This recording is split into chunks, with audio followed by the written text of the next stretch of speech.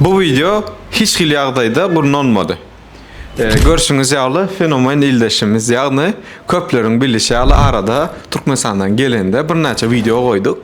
Bir näçe sorok sorajak, özüm soroklara hiç hili ýagdaýda taýynlykly däl. Gelin näli jogap berýär özünden duýalyň. Mekan ildeşimiz Türkiýe döwletine Altınbaş Üniversitetine bilim almana gelen talipleriniň biri. Altınbaş Üniversitetinde başarılar dileýäris. Näme üçin Alazim danışmanlygy saýladyň Mekan? Alazim danışmanlygy men Türkmenistanda wagt köp takip edýärdim. Alazim danışmanlygy inandym. Alazim danışmanlygy inanandan soň ýüz tutdum. Alazim danışmanlygy ýüz tutan soň Türkiýe Döwletine Altınbaş Üniversitetine okuwa geldim. Alazim danışmanlygy köp minnetdarlyk bildirýän. Mudama ýoly öňe diňe jan watan Türkmenistan diýýän Alazim danışmanlygy mudama ýol açyk bolsun.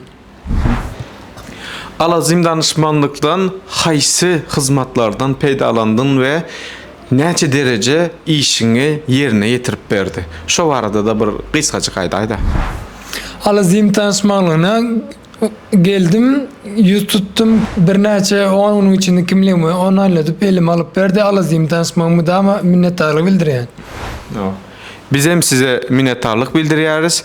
Bizi saýlan her bir müşterimize de şular ýaly buýsonçly, begençli videolarda garşy gelmäni Allahan nesip etsin.